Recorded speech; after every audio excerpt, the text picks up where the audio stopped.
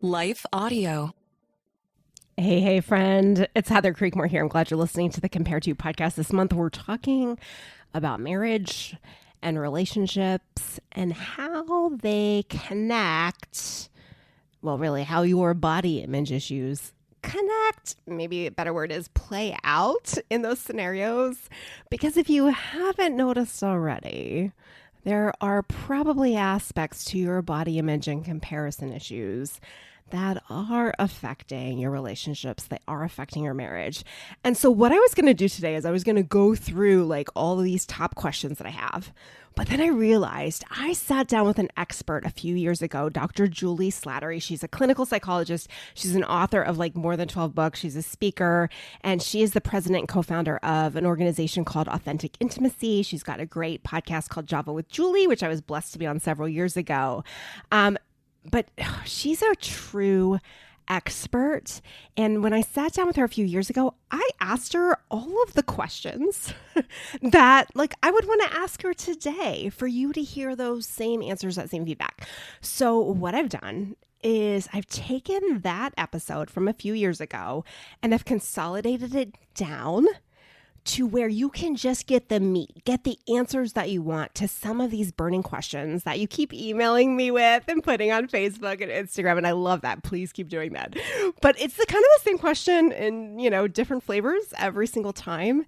And Dr. Slattery just did a really great job of answering them. So I want to honor her answers and honor your questions with this show today. But before we get into it, if you're brand new to the show, welcome.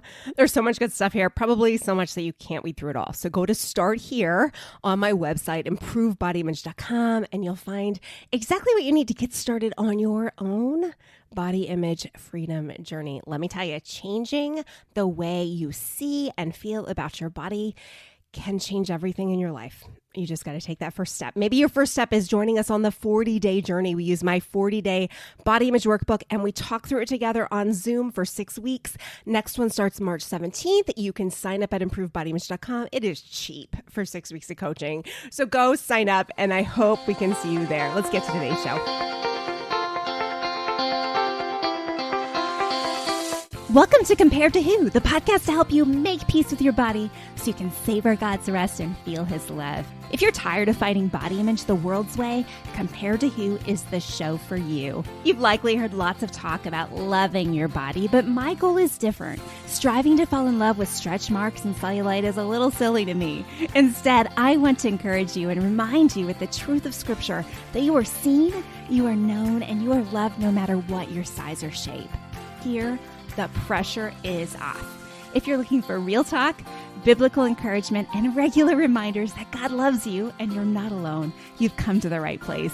I hope you enjoy today's show, and hey, tell a friend about it.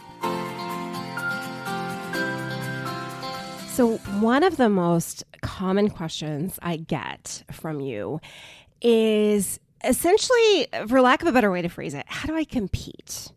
Years ago, I got a question from a woman talking about like this woman who had moved in across the street from them, who was just so much prettier, she felt, and fitter and all the things.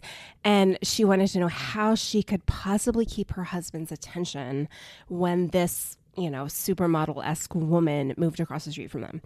I get similar questions kind of like, how do I compete when his ex-girlfriend was prettier than me or his ex-wife was thinner than I am?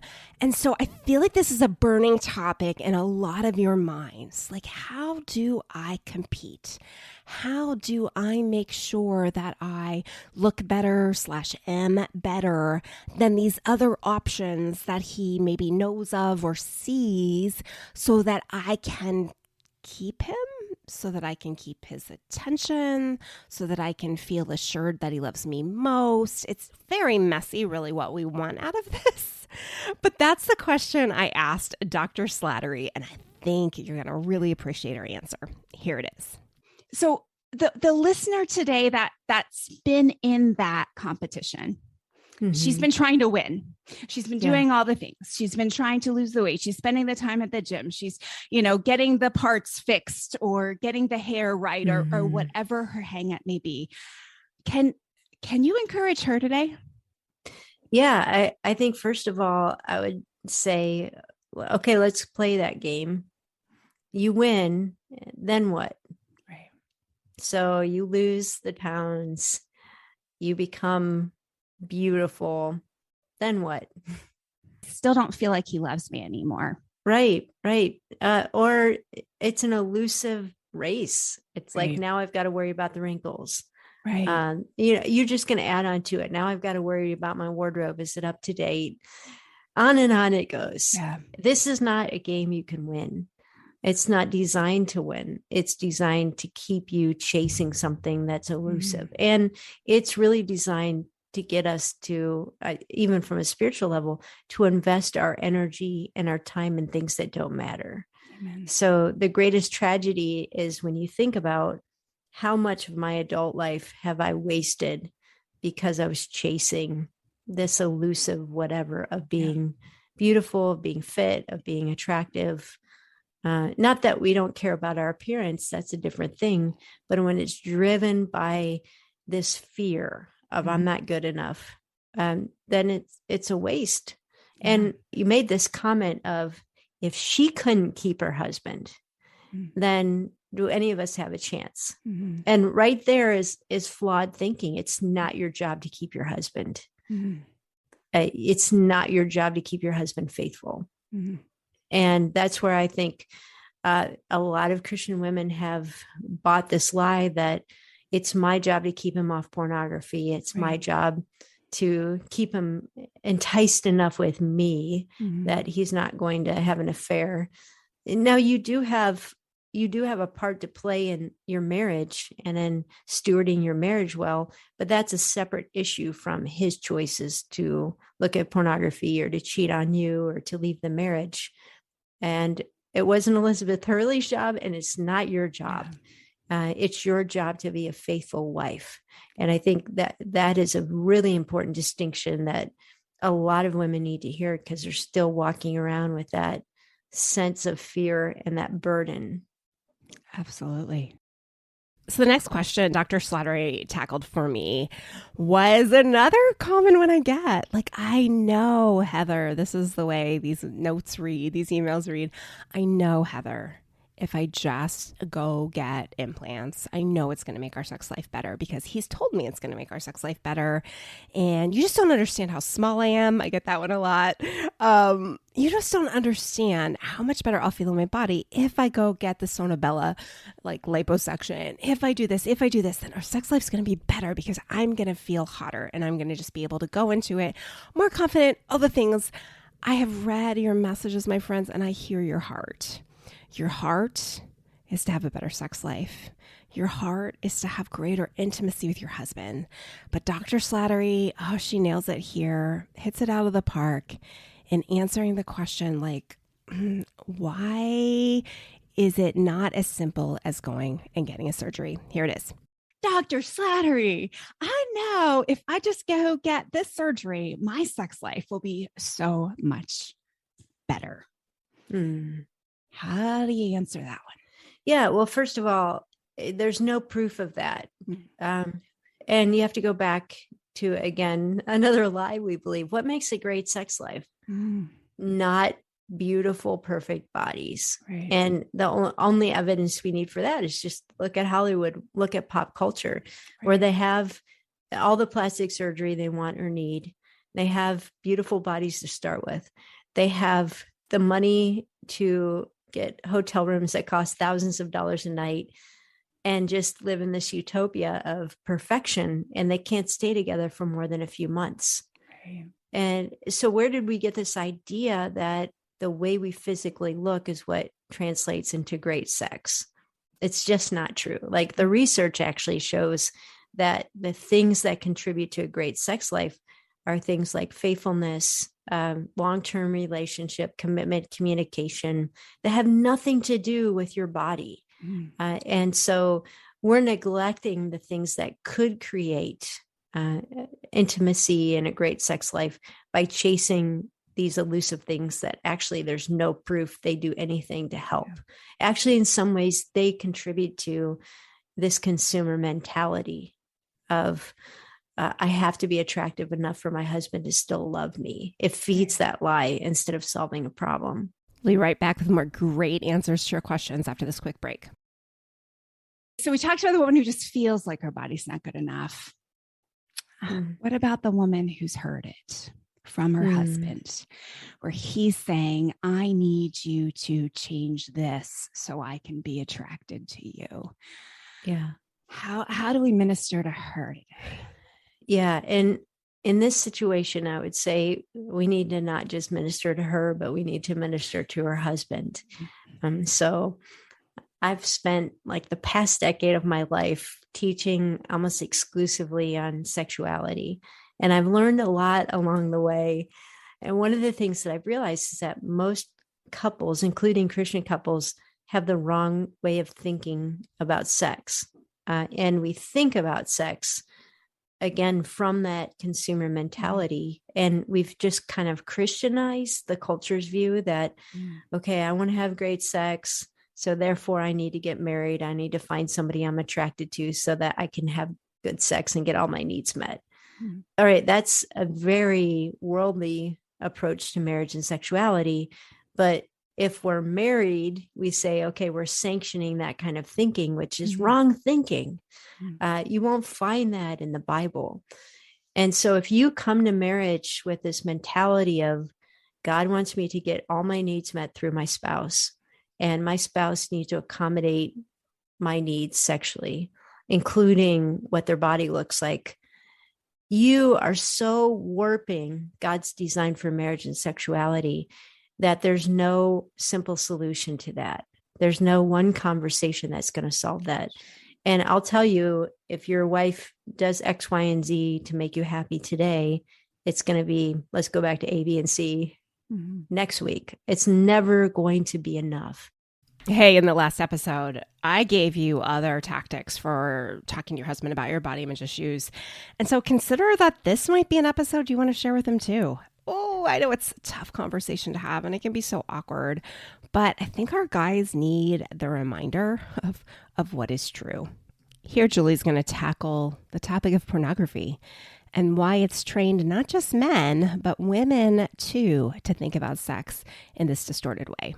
The whole industry of pornography, which is a multi-billion-dollar industry, is built on the faith in the fact that what you're consuming today will not be enough for what you need tomorrow.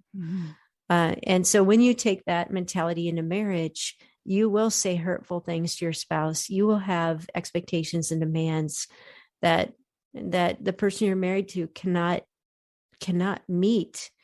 And then you'll try to justify that with taking a few Bible verses out of context. And I've seen so many marriages in that situation. And so the problem isn't, now I'm feeling horrible about my body image because of what my husband said. The problem is we're approaching marriage and sexuality with a completely warped worldview. And, you know, my passion is to really help couples identify the lies that they've grown up believing and get a healthier view of what sex is actually meant to be in marriage and how you start building a healthy sex life. So what does the wife do? She's heard these things from her husband. How does she respond in a helpful way? Where can she start? Well, I think that there's different situations that might sound the same way initially. Like when you say, how about the woman whose husband has said, hey, you know, would you change this part of your body? There are good-hearted men that are just very misguided, that are insensitive, that again have been raised in a pornified culture, and they really don't even realize what they're saying is so destructive. But they're good guys, they're sensitive. There's other situations where you could be married to a man who is totally insensitive and doesn't care if he's hurt your feelings. And that is really more bordering on the line of an abusive marriage. Some things that a man repeatedly could say to his wife can be emotionally abusive. And if that's the situation, it really demands for you to create a crisis and to say, I don't feel safe in our marriage. I don't emotionally feel safe. I don't feel safe with my husband, and I need to get help. And don't try to navigate it by yourself. If you're in that kind of marriage, you really do need the wisdom and perspective of some godly counsel. And so if you're in that kind of situation, please reach out for help and get perspective. If you're in, again, more that marriage where you're married to a good guy, he just doesn't get it. That's such great advice from Dr. Juli. And I hope you'll be able to hear what she's saying there, where there is a line. And on one side of that line, certainly forgiveness and some level of just extra grace is required for the guy who just said something insensitive without thinking. And Dr. Juli reminds us that sometimes we say insensitive things without thinking. Listen to this story. It's not just the men that say these things. I remember early in my marriage, my husband had put on a few pounds and I said something to him about it, like when we were intimate, and it really hurt him. And he told me like how much that hurt him. And I was like, I felt so bad, but I learned, wow, I need to be really sensitive. It's not just women who are sensitive about their bodies. And so this is normal. I have another friend who is gorgeous. She's got a great little cute figure. And her husband said something to her about, you have a really nice figure. You could be like a 10 if you worked out. And she just was like devastated by that. Yeah. And so there are men, again, good-hearted men who are just very insensitive. They compare their wives to somebody jokingly, or they're just careless. And in that sort of situation, I really recommend you having an honest conversation. And honestly, just saying, some of the things that you've said, I'm sure that you weren't meaning it this way, but it really plays on my insecurity. And I want to work with you on how can we improve our sex life, including how do we give feedback to each other and work on it in a way that makes us feel freer, not more insecure. So that's an invitation. It's giving feedback, but it's an invitation. And for most men, as soon as you hear the words, I want to work on our sex life, they're like, okay, let's do that. Sign me up. Yes. And not every case, but in a lot of marriages, that is something a husband's willing to work on. He's maybe not willing to go to counseling, but he's willing to listen to a podcast about sex or read a book or say, hey, let's really focus on this area of our marriage. Now, once you get the buy-in of let's work on our sex life, I think the work that needs to happen is what I mentioned earlier, going back to the definition of what actually is a great sex life. What creates a great sex life? Yes, it's things like playfulness. It's things like being able to enjoy each other. But the bottom line foundation of all that makes a great sex life is trust. If I don't trust you, I can't play. Right. If I don't trust you, I can't let go. If I don't trust you, I can't share what I'm feeling in the moment. And so anything that undermines trust is going to sabotage intimacy. Yeah. And when you start making some of those connections, both you and your husband start realizing how important it is to build trust and to do the things that make you both feel safer and safer and safer in this area of your marriage. And any criticism, even backhanded comments about the body, are going to make you feel more unsafe, not build the foundation of trust. Yeah, that's good. Feeling safe, that is so important for those of us with body image issues. I mean, I think most of the people I coach, women who join us on the 40-day journey, don't have any idea that this is what's underneath their body image issues. That at some level, keeping their body looking a certain way, a certain size, or keeping, let's say, striving for, keeping that as the goal, that someday I will have this body, someday I'll have this look. Like there's a safety mechanism in there. And so we already have that. And then we go into marriage and perhaps our relationship with our spouse is feeding into this already unsafe feeling we have, friends, it's important to get some help. And maybe that help is a professional counselor that both you and your husband go to, or maybe you're just ready to start working with us in coaching. We're here for you for that as well. The next question I asked Dr. Slattery is so distorted in some ways, because for me, I went into marriage believing that if I looked good enough, my husband was just going to want sex all of the time. I was going to be beating him off of me.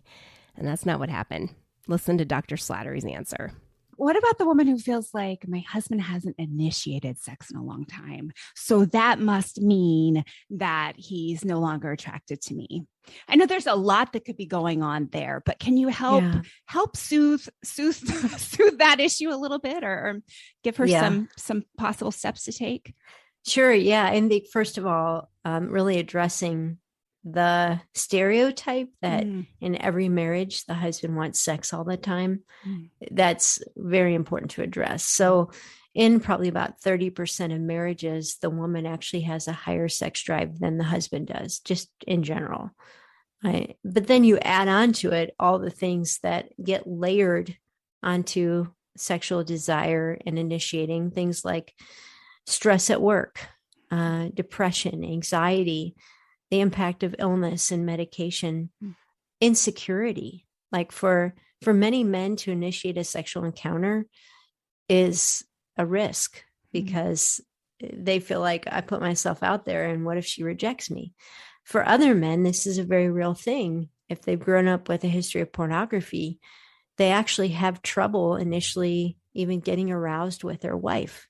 And so they're afraid of that. Like, what if I can't perform?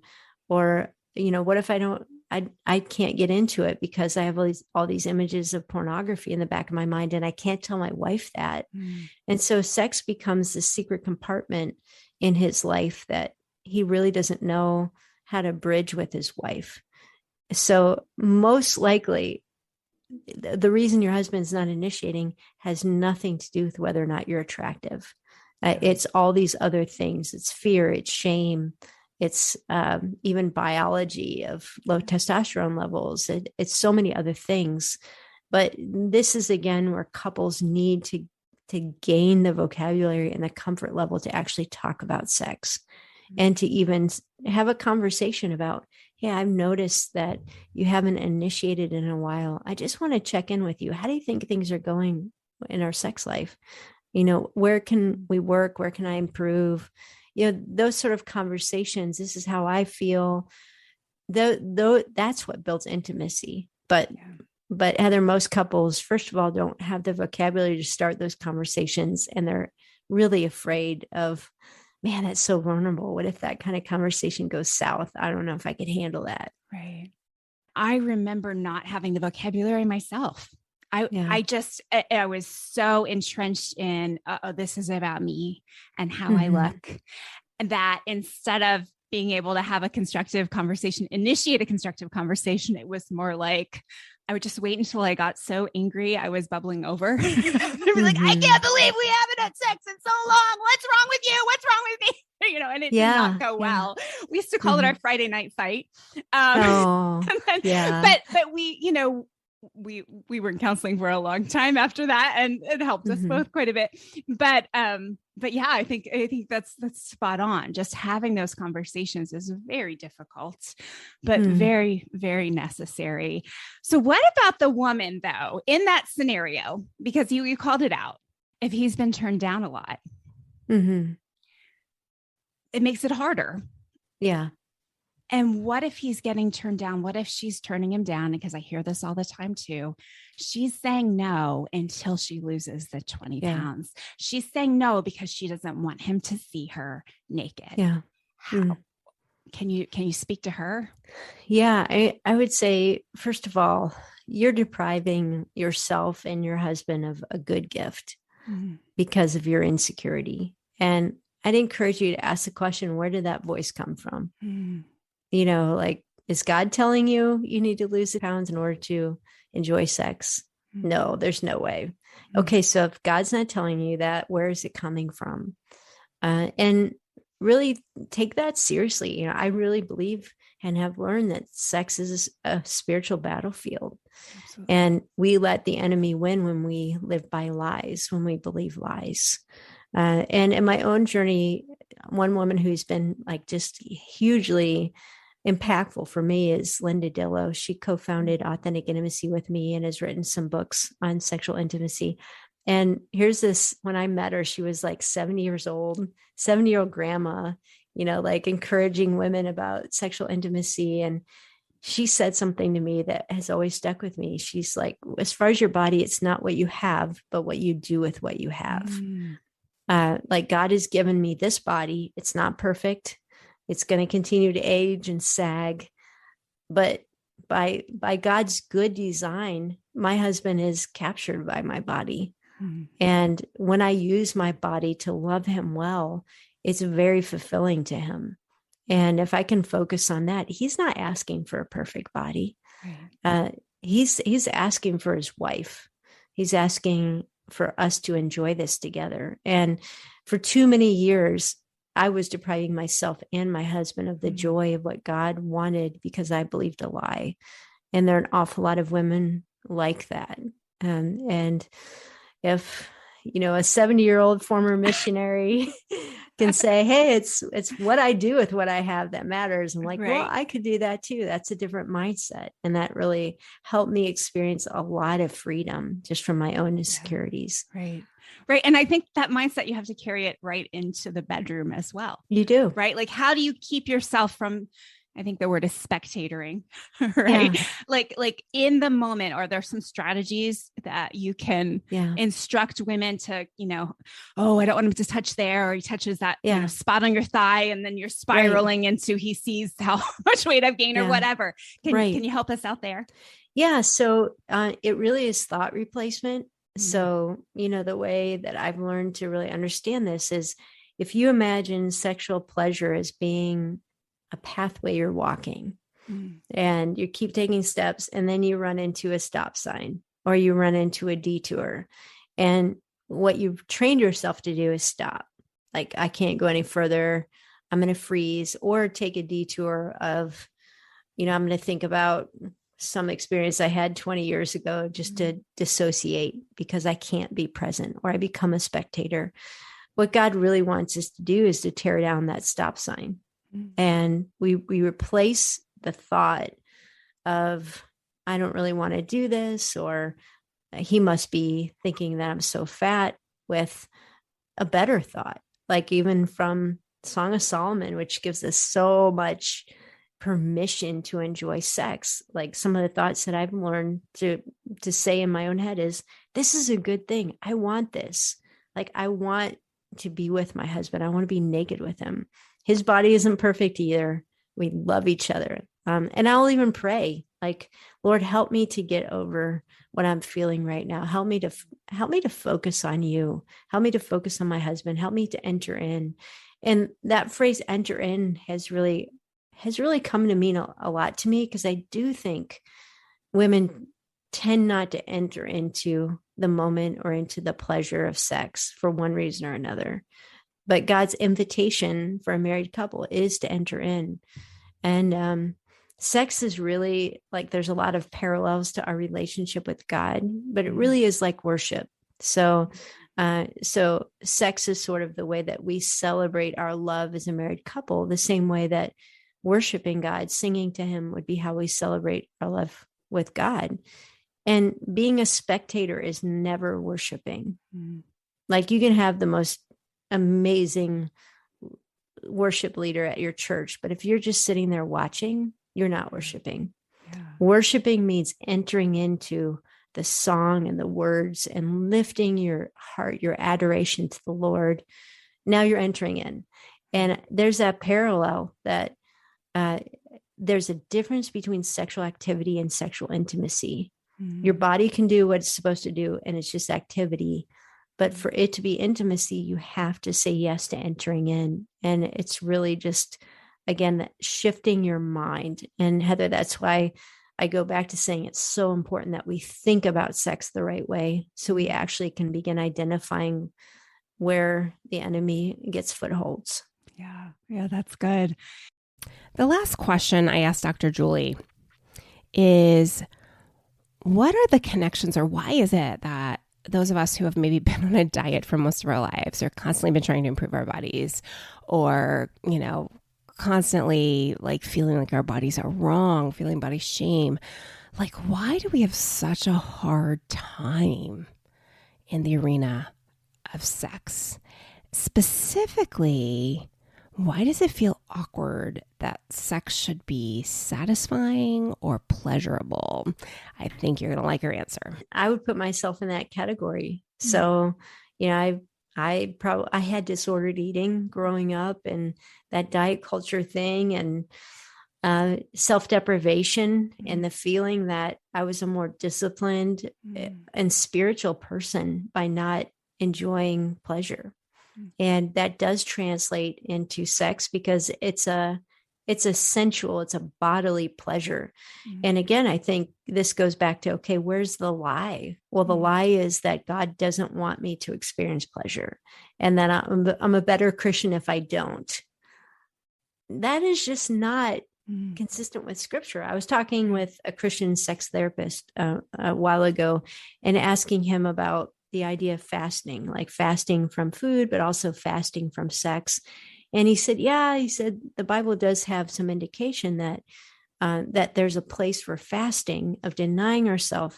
But what he said next really surprised me. He said, the Bible talks far more about feasting. Yeah. And there are more feasts in the Bible than fasts. Yeah. And God's command that we feast. Yeah. And so there are some of us that we got the fasting thing down, but we've never embraced the feasting, feasting on the goodness of God, feasting on the goodness of sexual pleasure in marriage. The whole book of Song of Solomon, why is that book in the Bible? Right. Of 66 books, it's the only book that is about a human relationship. And God chose to have that book not only be about marriage, but about sex in marriage, and about sexual pleasure in marriage. Yeah. And so there, even in that one little book, is this stamp of approval that God is saying, you as a married couple, I'm commanding you to feast and enjoy what I've created. And I needed to hear that message as a wife. I needed to realize that actually I was being disobedient by withholding the pleasure that God had given me to enjoy in the context that he gave me to enjoy it. Absolutely. That's so good. And I'm just thinking, just as you've said, there's no mandate to wear a certain size or look a certain way to show up to feast. No, that's not in there. That's all extra, right? Yeah. That we put on ourselves. So that's really good. I hope you've enjoyed this chance to hear a true expert on biblical marriage and sex and body image talk about her answers to these questions that I know are just important to so many of you. So I hope this has been helpful. You can learn more about Dr. Juli Slattery on her website, Authentic Intimacy, or you can grab her books. She's solid, y'all. She does a great job. She has like 2 new books out, I think, one on sex and one on pornography. So you may want to check those out. Hey, thanks for listening today. If we can encourage you in any way, we're here for that. Heather at improvedbodyimage.com, or go to improvedbodyimage.com and check out all we have to offer at Compare to Who. Thanks for listening. I hope something today has helped you stop comparing and start living. Bye-bye.